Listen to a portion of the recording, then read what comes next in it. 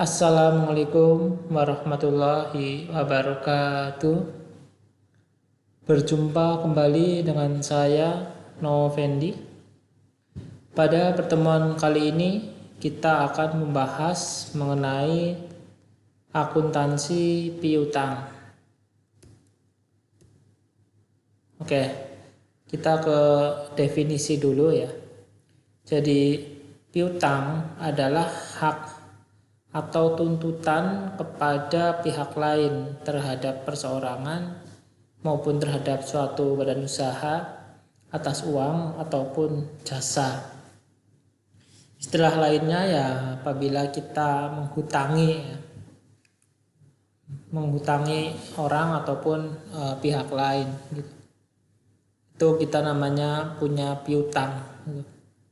Punya hak atau tuntutan kepada mereka untuk membayar utangnya. Dan kalau di perusahaan dagang, piutang itu biasanya terjadi karena transaksi yang pembayarannya dilakukan secara kredit.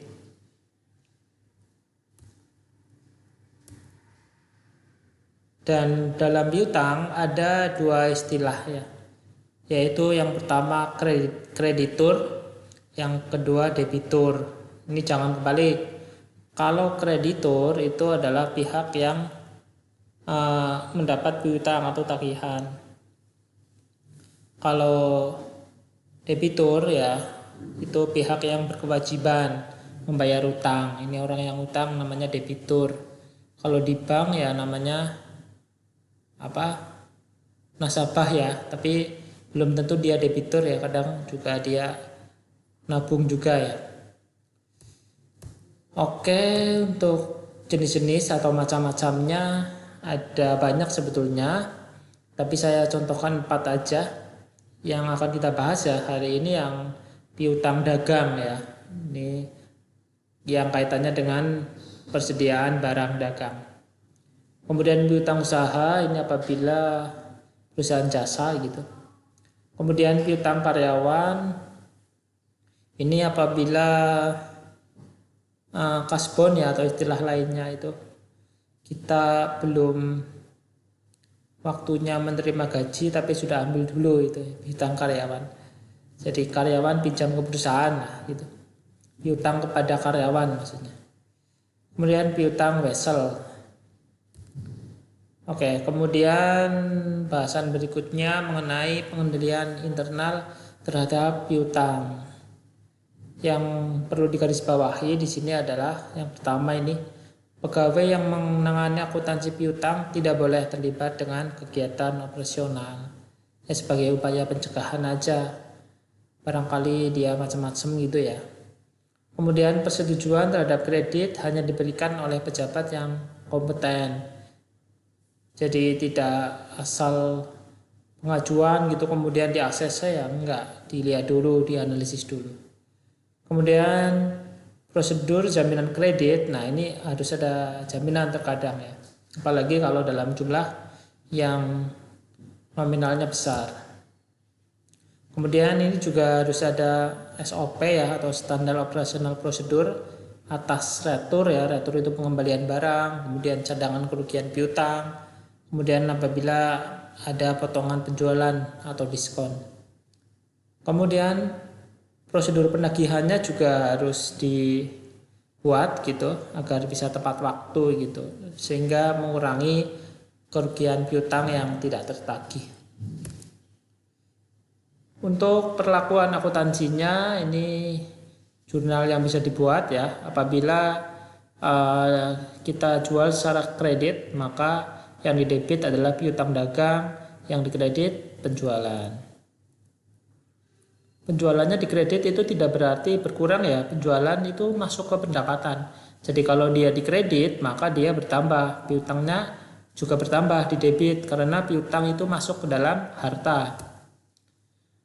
Untuk pelunasan ini ya, kalau misalkan tidak ada diskon atau potongan maka kasnya bertambah, kemudian piutangnya berkurang di kredit, kas di debit.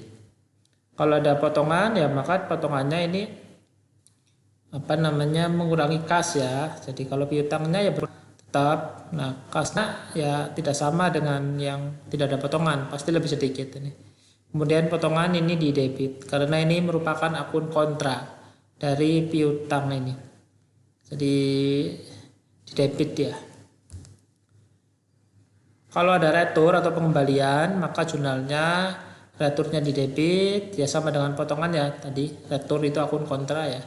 Kemudian akun kontra itu akun yang tidak seharusnya atau tidak sesuai dengan saldo normal.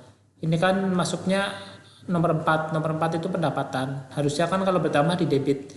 Nah, ini bertambah kalau bertambah di kredit. Nah, ini bertambah di debit, maka disebut akun kontra yang berlawanan dari saldo normalnya. Nah, piutang ya karena berkurang ya di kredit ya karena ini retur penjualan. Selanjutnya ini ada istilah mutasi piutang ya yang akan menghasilkan kartu utang. Kartu piutang ya. Oke, ini ya jadi ini prosedurnya ya. Tadi kok kelewatan. Ini ya, tujuan dari prosedur pencatatan piutang ini adalah untuk mencatat mutasi piutang perusahaan kepada setiap debitur. Ini hampir sama dengan kartu utang dulu loh yang sudah saya sampaikan sebelum UTS itu. Itu kartu utang, ini kartu piutang ya beda. Tapi ya intinya hampir sama karena termasuk ke dalam buku besar pembantu. Subsidiary ledger ya, yang namanya ledger atau buku besar itu kan ada buku besar umum ya, general ledger, ada buku besar pembantu, subsidiary ledger. Kalau kartu utang dan kartu piutang masuk ke dalam buku besar pembantu. Saya langsung ke contoh saja dalam pembuatan kartu piutang. Ini ada transaksi-transaksi ya dari Toko Maju. Bukan ini Toko Maju itu nama debiturnya ya, nama debiturnya itu Toko Maju. Kan setiap debitur masing-masing ada satu kartu piutang dipisah ya. Ini khusus dari Toko Maju aja. Nomor kartunya 57. Berarti ada banyak debiturnya. Untuk bulan Januari 2018 tanggal 30 menerima piutang 3 juta. Kemudian tanggal 31 Desember saldo akhirnya 11 juta. Kita masukkan. Nah, ini saldo akhirnya ya, ini bentuknya kayak gini ya kartu piutang. Ada mutasi debit kredit, kemudian ada saldo debit kredit. Harusnya di debit semua, mungkin di kredit ya. Ini ya saldo akhirnya tadi bulan Desember otomatis menjadi saldo awal bulan Januari tahun berikutnya ini. Maka kita tulis saldonya ini 11 juta. Kemudian tanggal 2 ada penjualan kredit barang ya. Ini buktinya menggunakan faktur penjualan. Ini kan tadi yang dibutuhkan dokumennya ada faktur penjualan ya, bukti kas masuk dan memo kredit. Ini loh. Ini dokumennya. Ini jurnal khusus ya. Jurnal khusus saya rasa di pengantar akuntansi 1 sudah diberikan, jadi saya tidak berikan lagi ya. Faktur penjualan masuk ke jurnal penjualan, memo kredit masuk ke jurnal umum, ini kalau ada retur ya. Kemudian bukti kas masuk jurnal penerimaan kas. Kemudian ini semuanya dihimpun dalam kartu piutang. Oke ya, jadi 10 juta penjualannya. Nah, maka ini piutang ya, kalau dia jual berarti kan piutangnya bertambah karena kan belum dibayar. Nah, maka dia punya piutang 10 juta di debit, sehingga saldonya ya tinggal ditambahkan aja. Ini 11 juta ya, kemudian tambah yang di sebelah mutasi debit 10 juta, jadinya 21 juta. Kemudian tanggal 10 pelunasan piutang tanggal 30, berarti yang ini yang 3 juta ini yang atas. Enggak, saya tulis sengaja. Ya, pelunasan tanggal 30 ini tanggal 10, buktinya PKM 01, pelunasan tanggal 30, keterangannya 30 Desember maksudnya.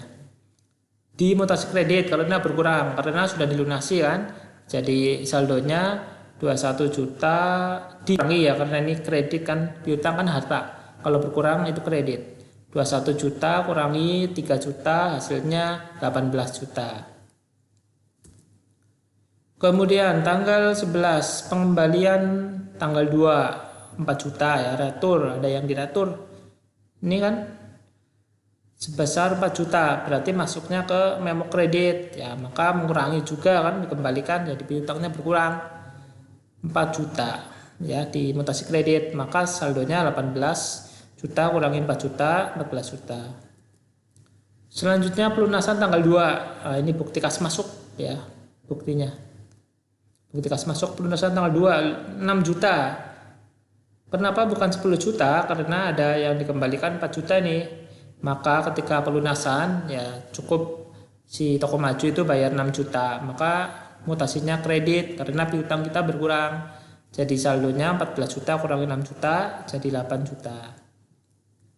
Selanjutnya penjualan kredit lagi, ini sama dengan tanggal 1 ya. Berarti mutasinya kredit ya 2 juta. Masukkan ini maaf debit ya. Karena piutang kan, jual barang piutangnya bertambah. Nih 2 juta. Keterangannya ya gampang lah, tidak usah ditulis.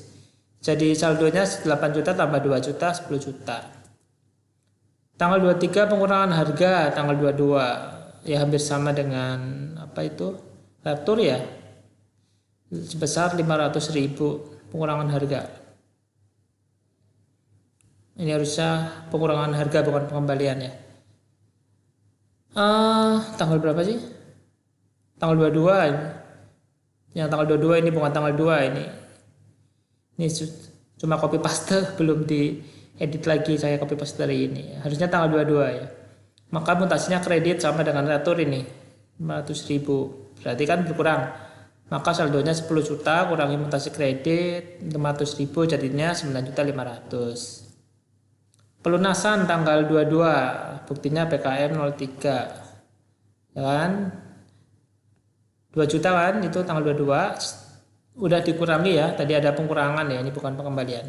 Pengurangan 500.000, maka yang dilunasi cukup 1.500.000. Mudah karena piutangnya berkurang, sudah dilunasi sih. Yang pertama kasnya, tapi tidak ditulis di sini kasnya debit enggak, ini kan kartu piutang. Jadi saldonya 9.500.000 dikurangi mutasi kredit 1.500.000 hasilnya 8 juta. Udah ya, ini untuk bulan Januari ini kan.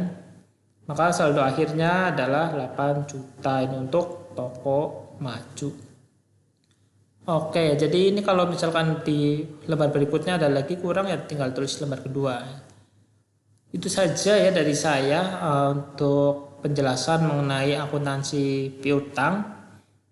Ini ya kayak gini lah ya, gampang ini. Kalau pakai Excel ya cepet banget ya. Tinggal dirumus, ini tarik bawah, ini otomatis hitung sendiri ya. Gampang.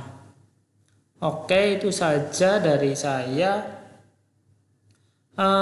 Untuk tugas seperti biasa ya di Google Form ya untuk yang online. Ya sama seperti kemarin gitu. Akuntansi perilaku ya, behavior accounting ya. Jadi misal atau analogi ya, Anda menjadi bla bla bla bla bla gitu kan. Nah, ini ada kasus ya, dibaca aja, ini kaitannya juga dengan piutang juga ini. Nanti kamu baca, kemudian analisis. Ini harusnya jawaban tiap mahasiswa jangan ada yang sama gitu kan, beda-beda, otaknya beda-beda. Kalau ada yang sama, saya bingung ini yang sumbernya yang mana ini, yang nyontek siapa, yang mengerjakan siapa gitu. Harusnya beda, kerjakan sendirilah, gampang kok. Ya, ini ada 2 nih soalnya. Apabila kamu menjadi pemilik PT Fajar Bahagia, dan yang kedua apabila kamu menjadi bagian analisis pinjaman dari bank. Ini kan ini kasusnya, ini kasus tentang etika sebetulnya ya. Ini masuk ke dalam ranah behavior accounting, akuntansi perilaku. Karena kalau saya mengajarkan kayak gini ya gampang mudeng kamu. Tapi kalau masalah etika ya kaitannya dengan hati nurani ya gitu. Itu saja yang dapat saya sampaikan. Semoga jadi orang sukses semua. Semoga bermanfaat. Saya akhiri. Wassalamualaikum warahmatullahi wabarakatuh.